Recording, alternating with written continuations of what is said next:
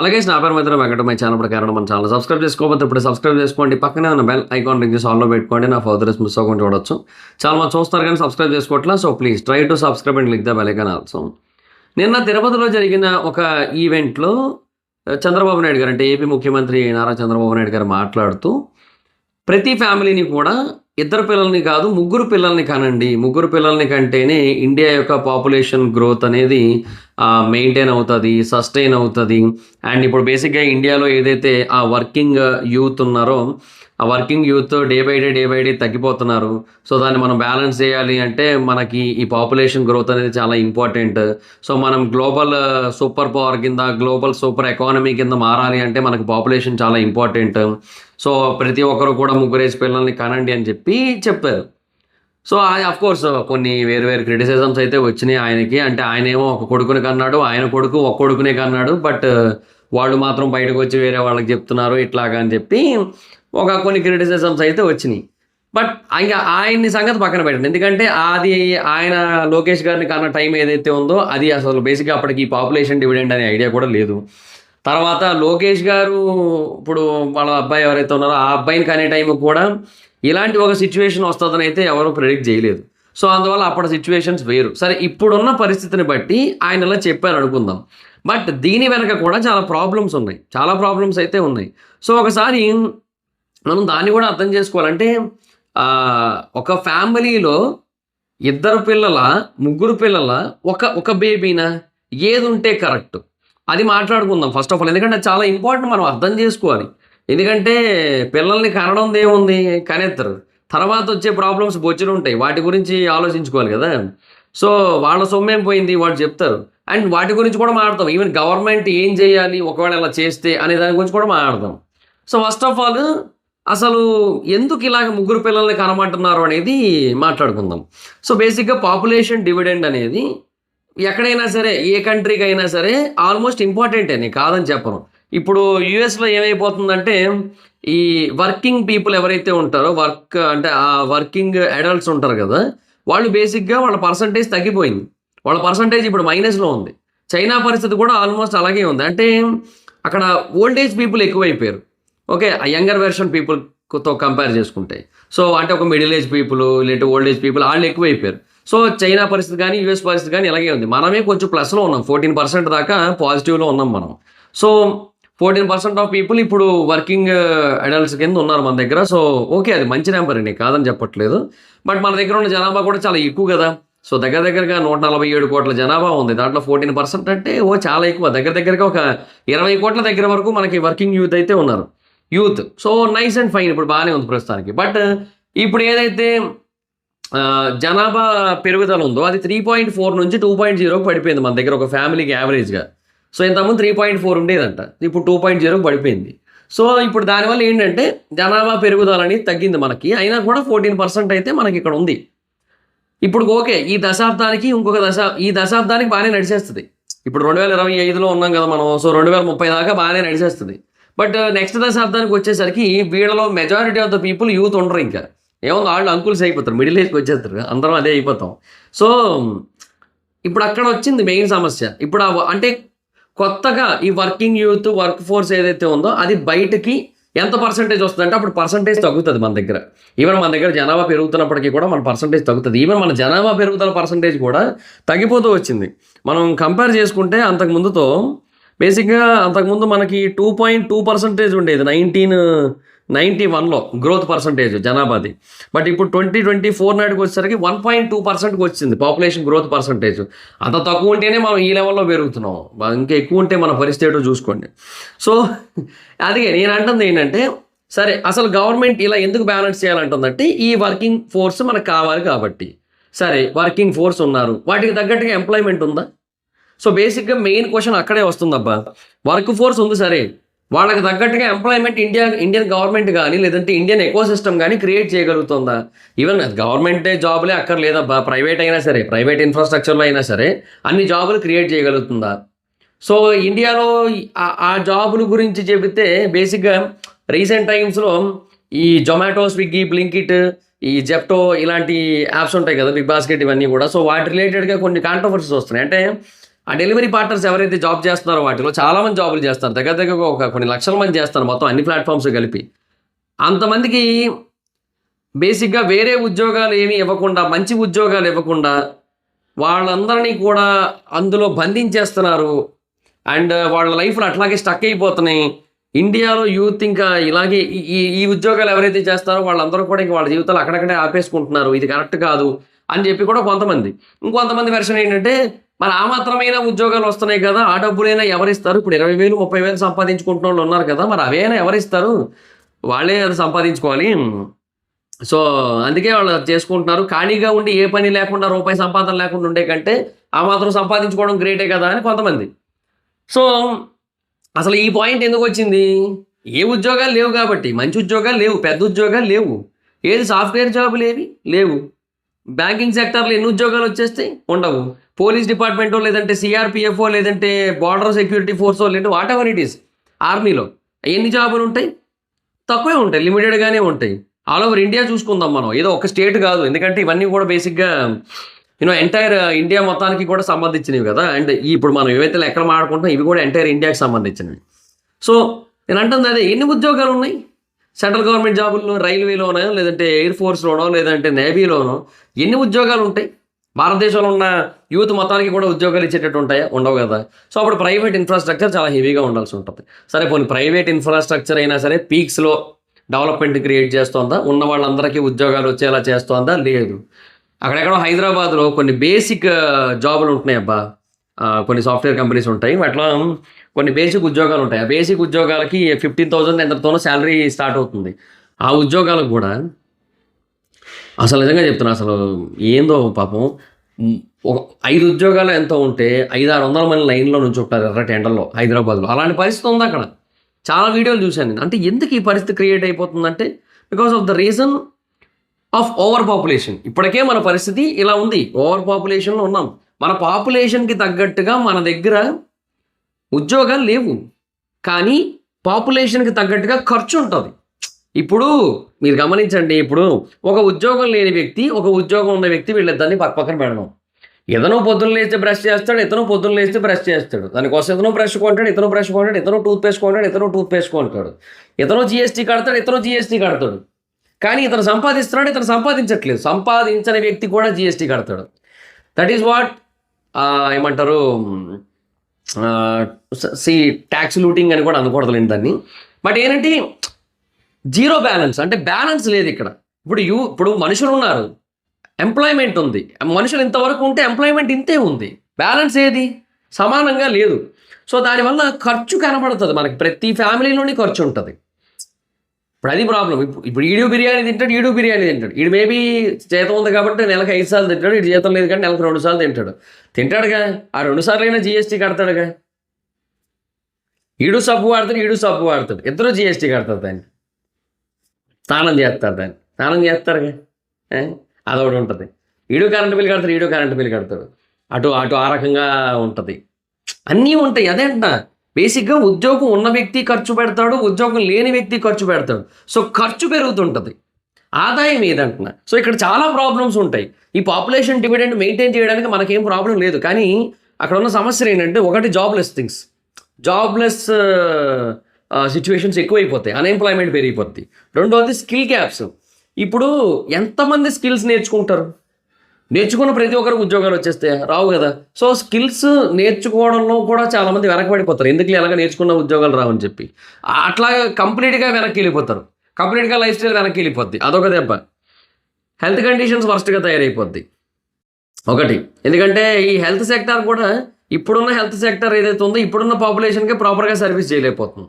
So, ఇంకా రేపొద్దున జనాభా పెరిగితే ఇంకేం చేస్తది? సో, అదొక ఇబ్బంది. ఈ లో female work force participation. So, of course ఇది కొంచెం ఇది ఎట్లా బ్యాలెన్స్ చేస్తాం మనం చెప్పలేం గదా! ఇప్పుడు ఎవరికి ఎవరు పుడతారో మనం చెప్పలేం గాబట్టి, సో, మనం దానికి ఏం చేయలేము మనం. సో, ఆడపిల్లలు పుడితే ఫీమేల్ వర్క్ ఫోర్స్ అనేది బ్యాలెన్స్ ఉంటది అని అట్లేం అనుకోలేము మనం. ఎండ్ ఆఫ్ ది డే ఒకటి చెప్తా చూడండి అబ్బా! ఫీమేల్ వర్క్ ఫోర్స్ బ్యాలెన్స్ అనేది ఎక్కడెక్కడ జరుగుతుంటది మాక్సిమం సాఫ్ట్‌వేర్ కంపెనీస్‌లో జరుగుతుంటది. ఒక మ్యానుఫ్యాక్చరింగ్ కంపెనీలో ఫీమేల్ వర్క్ ఫోర్స్ మీకు ఏడ కనపడతది ఎక్కువ? నో యూజ్ గదా అక్కడ. దానివల్ల ఉపయోగం ఏముందక్కడ ఫీమేల్ వర్క్ ఫోర్స్ వల్ల? సో, దేర్ ఈస్ అంటే ఎట్లా ఉంటదంటే అక్కడ అంత బరువులు మొయ్యాలి, లేదంటే ఇట్లాగే బలంగా ఉండాలి, ఇట్లాంటి కైండ్ ఆఫ్ మైండ్ సెట్‌లే ఉంటాయి. సో, అందువల్ల మాక్సిమం లేడీస్‌కి ప్రిఫరెన్స్ ఇవ్వరు. అట్లాగే ఉంటది. సో, అది ప్రాబ్లమ్ ఇక్కడ. సో, ఇంకా తర్వాత మన ఎకానమీ ఏదైతే ఉందో దానికి కూడా యూ నో కొంచెం బర్డెన్ కూడా కొంతవరకు పెరుగుతది మన ఎకానమీ మీద కూడా. సో, ఇట్లాంటి కొన్ని ప్రాబ్లమ్స్ అయితే ఉన్నాయి. జనాభాని మనం కనేయడం. ముగ్గురిని కనేయమంటే కనేత్తారు జనాలు. కానీ ముగ్గురిని కన్నాక ఏంటి పరిస్థితి? ఆ ముగ్గురికి ఫుడ్డు, ఆ ముగ్గురికి బట్టలు, ఆ ముగ్గురికి ఎడ్యుకేషను, ఆ ముగ్గురికి జాబ్స్, ఆ ముగ్గురికి లైఫ్ స్టైల్ ఇదంతా ఎవరు చూసుకుంటారు? గవర్నమెంట్ అయితే చూసుకోదు కదా! గవర్నమెంట్ ఏమైనా చేస్తుందా పోనీ? ముగ్గురు పిల్లల కంటే పలానా ఇన్సెంటివ్స్ ఇస్తాము అట్లా ఏమని చెప్తుందా? ఎవ్రీ ఇయర్ ఇస్తామని చెప్పి. లేదు గదా! అట్లా లేనప్పుడు ఇంకేముంది ఇంగ? అది ప్రాబ్లమే. చెప్తున్నాను కదా! అందువల్ల ఏంటంటే డెఫినెట్‌గా ముగ్గురు పిల్లల్ని కనమని వాడు చెప్తారు గానీ, కనకపోతేనే బెటర్. అండ్ ఇంకొకటి ఇప్పుడు ఈ 14% ఆఫ్ వర్క్ ఫోర్స్ ఏదైతే ఉందో దాంట్లో కూడా కొన్ని క్వెషన్స్ ఉన్నాయి. అండ్ ఇప్పుడు ఏదైతే గ్రోత్ 2.0 ఉందో పర్ ఫ్యామిలీ అది కూడా కొంచెం క్వెషన్ మార్క్స్‌ని రైజ్ చేస్తోంది. ఇప్పుడు బేసిక్‌గా చాలామంది హిందూ ఫ్యామిలీస్ ఒక ఒక ఒక ఒక పర్సన్‌కి అంటే ఒక బేబీకే స్టిక్ అయిపోతున్నారు. కొంతమంది మహా అయితే ఇద్దరు బేబీస్ అనుకుంటున్నారు. ఎందుకంటే వాళ్ళకి అంతకంటే పెంచగలిగే సిట్యుయేషన్స్ ఉండట్లేదు. సో, ఇబ్బందవుతది కాబట్టి. అండ్ పిల్లల్ని చూసుకోవడం కూడా ఈ మధ్య కాలంలో చాలా ఇబ్బందయిపోతుంది. ఎందుకంటే మరీ పిల్లలు కాదు పిడుగులు అన్నట్టు తయారవుతున్నారు ఇప్పుడోళ్ళందరూను. సో, పుట్టడమే చేతిలో స్మార్ట్ ఫోన్‌లేసుకొని పుట్టినట్టు పుడుతున్నారాళ్ళు. సో, అలాంటి మైండ్ సెట్‌లున్నాయి. సో, దానివల్ల వాళ్ళతో ఏగడం కూడా కష్టమైపోతుంది పేరెంట్స్‌కి. సో, అందుకని ఎక్కువ మందిని కనట్లేదు. ఇంకోటి ఫైనాన్షియల్ బర్డెన్స్ కూడా ఉన్నాయి. సరే.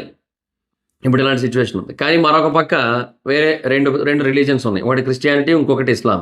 ఈ 2 రిలీజియన్స్‌లో కూడా 2 కామన్ ప్రాబ్లమ్స్ ఉన్నాయి. ఒకటి ఇస్లాంలో ఏంటంటే వాళ్ళు అట్లా లిమిట్ ఏం పెట్టుకోరు. అంటే ఏముందిలే ఎట్లైనా ఓకే. నో ఇష్యూస్ అన్నట్టుగా పిల్లల్ని కనేస్తూ ఉంటారు. కానీ ఈ మధ్య ఇంకా కొంచెం తగ్గింది. చాలా మందికి అట్‌లీస్ట్ ఆ నాలెడ్జ్ అంటే అట్‌లీస్ట్ వాళ్ళకి కూడా కొంచెం స్ట్రగుల్స్ ఉండేసరికి వాళ్ళకి కూడా కొంచెం అవేర్‌నెస్ వచ్చింది. సో, దానివల్ల తగ్గించారు గానీ అయినా కూడా వాళ్ళొక ముగ్గురు పిల్లల్ని దాకా కంటూ ఉంటారు. సో, అట్లా ఉంది సిట్యుయేషన్. సో, ముస్లిమ్స్ ఎక్కువ మందిని కంటున్నారు. మరి క్రిస్టియన్స్ అంతమందిని కనరు. కానీ క్రిస్టియన్స్‌తో కూడా ఒక ప్రాబ్లమ్ ఉంది చెప్తా క్రిస్టియానిటీతో కూడా. సో, ముస్లిమ్స్ అంతమందిని కనరు. ఐ మీన్ వేరే వాళ్ళలాగా కాకుండా వీళ్ళు కొంచెం ఎక్కువ మందిని కంటూ ఉంటారు. క్రిస్టియన్స్ గురించి చెప్పబోయి ముస్లిమ్స్ అంటున్నా నేను. సో, కొంచెం కన్‌ఫ్యూజ్ అయ్యా. సో, ముస్లిమ్స్ బేసిక్‌గా ఎక్కువ మందిని కంటున్నారు అందరికంటే. సో, ఇప్పుడు ఈ 2.0 ఏదైతే ఉందో అది హిందూస్ సైడా? లేదంటే ముస్లిముల సైడా? లేదా క్రిస్టియన్స్ సైడా? అంటే కాదు. ఓవరాల్‌గా ఇండియా సైడ్. సో, అప్పుడు అందులో ముస్లిమ్స్ పర్సెంటేజ్ ఎక్కువుంది. అంటే ముస్లిమ్స్ బేసిక్‌గా పర్సెంటేజ్ పెరుగుతోంది. హిందూస్ పర్సెంటేజ్ కూడా పెరుగుతోంది. బట్ ఓవరాల్‌గా చూసుకుంటే ముస్లింల పర్సెంటేజ్ ఎక్కువ కనబడుతోంది. హిందువుల పర్సెంటేజ్ తగ్గుతూ వస్తోంది. వీళ్ళది పైకెళ్తుంటే హిందూస్‌ది తగ్గుతూ వస్తుంటది. సో, ఇప్పుడు అందుకే హిందూస్ పర్సెంటేజ్ దగ్గరగా 77 ఎంతో ఉందంతే ఇండియాలో. ఒకప్పుడు 85 అబోవ్ ఉండేది. ఎందుకు? అట్లా అంటే హిందువులేంటంటే ఒకరినో, ఇద్దరినో కనడం, వీళ్ళేమో ముగ్గురినో, నలుగురినో కనడం అట్లా అనమాట. ఆ బ్యాలెన్స్ అనేది లేకుండా పోయింది. సో, ఆ బ్యాలెన్స్ లేకుండా పోవడం వల్ల ఈ నంబర్ పెరుగుతోంది. ఈ నంబర్ తగ్గుతోంది. సో, ఒక భయం అయితే ఉంది చాలా మందికైతే ఇండియాలో. ఎప్పటికైనా సరే ఇండియాలో ముస్లిమ్స్ గనక మెజారిటీ అయినట్టయితే ఆర్ అట్‌లీస్ట్ ఒక 40% వరకు వచ్చినా కూడా ఇప్పుడు 14% ఎంతో ఉన్నారు వాళ్ళు. 14, 15 అరౌండ్. సో, అంతవరకు ఉంటేనే ఇప్పుడు సిట్యుయేషన్ ఇలా ఉంది. ఒకవేళ మెజారిటీ అయినట్టయితే చాలా ప్రాబ్లమ్స్ అవుతాయి ఇక్కడ అనే కైండ్ ఆఫ్ ఫీలింగ్ కూడా చాలా మందికైతే ఉంది. ఇప్పటికైతే ఆ సిట్యుయేషన్ ఉంది. సో, హిందువుల్ని అందుకని కూడా ఇద్దరిని లేదా ముగ్గురిని కనమని కూడా కొంతమంది చెప్తున్నారు.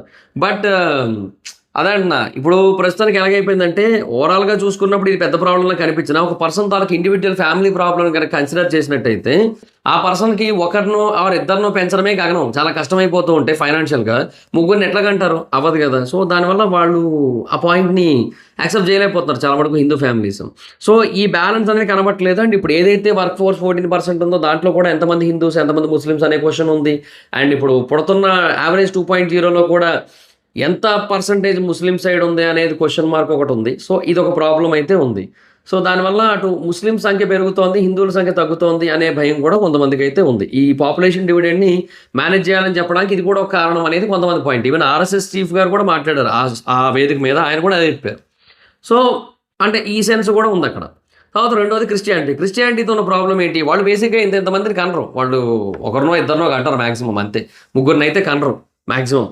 అంత ఇంట్రెస్ట్ చూపించరు. ఒకవేళ మరీ ఏదో కొన్ని ఫ్యామిలీస్ ఉంటాయి. అట్లాంటి వాళ్ళు మాత్రం ఒక ముగ్గురికి అంటారేమో తప్పిస్తే మ్యాక్సిమం అందరూ కూడా ఒకరు లేదా ఇద్దరే ఉంటారు క్రిస్టియన్స్‌లో కూడా. బట్ వీళ్ళతో ఉన్న ప్రాబ్లమ్ ఏంటంటే ఈ కన్వర్జేషన్స్. ఈ క్రిస్టియన్స్‌గా పుట్టిన వాళ్ళలో చాలామంది హిందువుల్ని కన్వర్ట్ చేయడానికే పుట్టారన్నట్టు ఉంటుంటారు యాక్చువల్లీ. అది ఏందో అది ఎందుకు అట్లా చేస్తారో కూడా తెలీదు. ఇప్పుడు ఎవరి మటికి ఆళ్ళు ఉంటే అసలు ఎక్కడా ప్రాబ్లమ్ లేదు. ఎవరి మతానికి వాళ్ళు ఉంటే, ఎవరి నమ్మకాలకు వాళ్ళు ఉంటే అసలు ఎట్లాంటి ప్రాబ్లము లేదు. కానీ ప్రాబ్లమ్ ఏంటంటే ఎవ్వరు కనబడినా సరే మా దేవుడే దేవుడు, మారిపోండి, మారిపోండి, మారిపోండి అని చెప్పి కంటిన్యూస్‌గా మోటివేట్ చేయడం, మ్యానిపులేట్ చేయడం. ఆ తర్వాత ఏవో ఒక ఆఫర్స్ ఇవ్వడం లైక్ రైస్, తర్వాత ఏవో కొన్ని మెడికల్ ఫెసిలిటీస్, లేదంటే ఎడ్యుకేషన్ ఇట్లాంటివన్నీ ఆఫర్ చేసి కన్వర్ట్ చేయడం. ఇట్లా చాలామంది హిందూస్‌ని రూరల్ ఏరియాస్‌లో బాగా కన్వర్ట్ చేస్తున్నారు. సో, ఈ కన్వర్షన్ వల్ల కూడా ఒక కన్‌ఫ్యూజన్ క్రియేట్ అవుతుంది దేశంలో. సో, అదొక పంచాయతీ. సో, ఇప్పుడు బేసిక్‌గా యాక్చువల్లీ ఇప్పుడు క్రిస్టియానిటీ బేసిక్‌గా ఇండియాలో నంబర్ 1 పొజిషన్‌లో ఉంది. ఇండియాలో కాదు వరల్డ్‌లో. వరల్డ్‌లో నంబర్ 1 పొజిషన్‌లో ఉంది. So, Islam is in second position, Hinduism in third position. But 2070కి ప్యూ రీసెర్చ్ ఆర్గనైజేషన్ ప్రకారం 2070కి Islam will be the number 1. So, అప్పటికి క్రిస్టియానిటీ నంబర్ 2 స్పాట్‌కి వెళ్ళిపోద్ది. సో, అలా ఎళ్ళకూడదు. ప్రపంచాన్ని క్రిస్టియానిటీ వాళ్ళే కొంచెం డామినేట్ చేయాలన్న సెన్స్ వాళ్ళకుంటది. ఎందుకంటే ఈ వేరే కంట్రీస్ వాళ్ళే కదా మెయిన్ ఇప్పుడు ఈ మిషనరీస్ అన్నిటికి కూడా ఫండింగ్ ఇచ్చేది, స్పాన్సరింగ్ చేసేదంతా కూడా. సో, ఫండ్స్ వచ్చేది అక్కడి నుంచే కదా. సో, వాళ్ళకేంటంటే ప్రపంచ దేశాల మధ్య ఆధిపత్యం అనేది చాలా ఇంపార్టెంట్. సో, జూయిష్ పీపుల్‌ని కూడా అందుకని బేసిక్‌గా బయటికి ఎక్కువ రానివ్వరు. బేసిక్‌గా జూయిష్ పీపుల్ అసలు నార్మల్ పీపుల్ కాదయ్యా వాళ్ళు. ఈ అమెరికాలోని మెయిన్ స్పాట్స్ అన్నిట్లోని కూడా జూయిష్ పీపులే ఉంటారు మొత్తం. అసలు టాప్ పీక్స్ అసలు వాళ్ళందరూ కూడా. సరే అయితే సో, వాళ్ళకి అందుకని ఈ క్రిస్టియానిటీని అట్లా కాపాడుకోవాలంటే వాళ్ళకున్న ఏకైక ఆప్షన్ ఏందయ్యా అంటే ఇండియా. చైనాలోకొచ్చి రెండి కన్వర్ట్ అవ్వడంటే అక్కడ తంతారు. ఎందుకంటే అది కంట్రీ అలాంటి కంట్రీ అది. తర్వాత ఇప్పుడు పాకిస్తాన్‌కో లేదంటే సౌదీ అరేబియాకో లేదంటే గల్ఫ్ కంట్రీస్‌కో ఎళ్లి ఇవన్నీ చేయలేరు. ఇవన్నీ చెప్పలేరు. సో, ఇవన్నీ ఉన్నాయి కాబట్టి వాళ్ళకేంటంటే India is the only option India కన్వర్షన్స్‌కి. సో, ఇండియాని అందుకే గట్టిగా టార్గెట్ చేస్తున్నారు. సో, ఈ టార్గెట్స్‌లో కొంతమంది బలి అయిపోతున్నారు కూడా. సో, ఇట్లా ఈ కన్వర్షన్స్ అనేవి జరుగుతున్నప్పుడు మరి పాపులేషన్‌ని మరొక పక్క కొంతమంది హిందూస్ అయినా సరే బ్యాలెన్స్ చేయాలంటే ఒక ముగ్గురిని కనాలనే పాయింట్ కూడా వస్తోంది. సో, ఇట్లా మల్టిపుల్ యాస్పెక్ట్స్ అయితే ఉన్నాయి దీంట్లో. అన్నీ ఇంటర్‌లింక్ అయ్యి ఉంటాయి ఒకదానితో ఒకటి. ఏదో ఒక సింపుల్ పాయింట్ అయితే కాదు ఇదంతా కూడా. సో, దానివల్ల ఏంటంటే ఈ పాపులేషన్ గ్రోత్ అనేది ఆగుతోంది. అండ్ హిందూస్ గ్రోత్ అనేది ఇంకా ఆగుతోంది అనే ఒక పాయింట్ అయితే ఉన్నప్పటికీ కూడా దానికి ఎవరైనా ఏం చేస్తారు? ఇప్పుడు ఒకరినో లేదంటే ఇద్దరిని కనగలుగుతారు అంతే ఫ్యామిలీస్. అంతకు మించి కనలేరు కదా! సో, ముగ్గురిని కంటే ఇప్పుడు వాళ్ళని పెంచడము, తర్వాత వాళ్ళకి కావాల్సినవన్నీ ఇవ్వడం అది మళ్ళీ కష్టం కదా! ఇప్పుడు కన్నాక వాళ్ళని భూమి మీద తీసుకొచ్చిన తర్వాత వాళ్ళకి కావాల్సినవేమి ఇవ్వకుండా, వాళ్ళకి నచ్చినట్టు బతకడానికి అవకాశం లేకుండా, చేతిలో డబ్బు లేకుండా, కష్టాలు పడుతూ బ్రతకమని చెప్పి అదంతా ఎందుకు? సో, చాలామంది అట్లా కూడా ఆలోచిస్తారండి. ఇంకా ఇప్పుడు కల్చర్ కూడా కొంచెం వరస్ట్‌గా తయారైంది. బెంగుళూరు లాంటి కొన్ని సిటీస్‌లో అంటే మెగా సిటీస్‌లో డింక్ అని అంటే డ్యూయల్ ఇన్‌కమ్ నో కిడ్స్ అని అట్లా కూడా తయారైంది. ఇద్దరు ఏంటంటే కలిసి ఉంటారు, పెళ్ళిళ్ళు చేసుకోరు, కిడ్స్ వద్దు. పెళ్లి చేసుకుంటారు యాక్చువల్లీ. పెళ్లి చేసుకుంటారు. కాకపోతే ఇద్దరు ఉద్యోగాలు చేసుకుంటారు. పనావిడని పెట్టేసుకుంటారు వంటకి. తొట్టడానికి ఒక ఆవిడని పెట్టేస్తారు. మొత్తం చేయించుకుంటారు. ఇంకా కిడ్స్‌ని కనరు. అలా ఉంటదనమాట. So, dual income no kids. ఇట్లా డింక్ అని ఒకటి, ఇంకోటేదో బోలెడు కల్చర్‌లు వస్తున్నాయి. ఈ కల్చర్‌ల మధ్య అది కొంచెం కాంప్లికేటెడే నన్నడిగితే. ఇట్లాంటి ఒక మూవ్‌మెంట్‌ని పీపుల్‌లో క్రియేట్ చేయడం కూడా. అండ్ క్రియేట్ చేయడం అన్నెసెసరీ కూడా నన్నడిగితే. ఎందుకంటే బేసిక్‌గా పీపుల్ ఎవరి ఫ్యామిలీని బట్టి వాళ్ళు ఎంతమందిని పిల్లల్ని కనాలో వాళ్ళే చూసుకుంటున్నారు. సో, గవర్నమెంట్ చెప్పిందనో లేదంటే ఇంకొకరెవరో చెప్పారనో ఇట్లా ఇంతమందినైతే కనేయట్లేదు. బట్ ఆ కొంతమంది మేబీ గవర్నమెంట్ చెప్పింది కదా అని ఆలోచించి వినే అవకాశాలున్నాయి. బట్ ఆళ్ళకి కూడా అదే అంటున్నా. వాళ్ళు కూడా వినొద్దు. ఎందుకంటే మీ ఫ్యామిలీ గురించి end of the day government ఆలోచించదు. ఏ గవర్నమెంట్ ఆలోచించదు పూర్తి స్థాయిలో. కొంతవరకు ఆలోచిస్తారు అంతే. సో, మీరు ఒకవేళ మీ ఫ్యామిలీలో మీరు ముగ్గురు పిల్లల్ని అఫోర్డ్ చేయగలము, ముగ్గురు పిల్లల్ని మేనేజ్ చేయగలము, వాళ్ళతో ఏగగలము, వాళ్ళ గోల భరించగలమంటే కనండి. లేదు అంటే ఒకరిని మేనేజ్ చేయగలమంటే ఒకరినే కనండి. ఇద్దరిని మేనేజ్ చేయగలమంటే ఇద్దరిని కనండి. అది. అంతే. అంతకు మించి ఇంకేమీ లేదు. సో, అది మరి పాయింట్ గైస్. సో, మీరేమనుకుంటున్నారు? బేసిక్‌గా ఒక ఫ్యామిలీ ఎంతమందిని కంటే బెటర్ అనుకుంటున్నారు యావరేజ్‌గా ఇండియాలో? అండ్ హిందూస్ ఎంతమందిని కంటే బెటర్ అనుకుంటున్నారో కూడా కింద కామెంట్ సెక్షన్‌లో చెప్పండి. So, that's it guys. This is the video. Video గనుక మీకు నచ్చినట్లయితే లైక్ చేయండి. వీడియోని షేర్ చేయండి. ఇప్పుడు కారణం మన ఛానెల్ సబ్స్క్రైబ్ చేసుకోకపోతే ఇప్పుడే సబ్స్క్రైబ్ చేసుకోండి. పక్కనే ఉన్న బెల్ ఐకాన్ క్లిక్ చేసి ఆల్‌లో పెట్టుకోండి. నా ఫర్దర్ మిస్ అవ్వకుండా చూడొచ్చు. చాలా మంది చూస్తారు కానీ సబ్స్క్రైబ్ చేసుకోవట్లా. So, please try to subscribe, click the bell icon also. Next time your spider మీ అక్కడ వచ్చి ఫాలో అవచ్చు. Thank you so much guys. Have a nice next video. Bye by.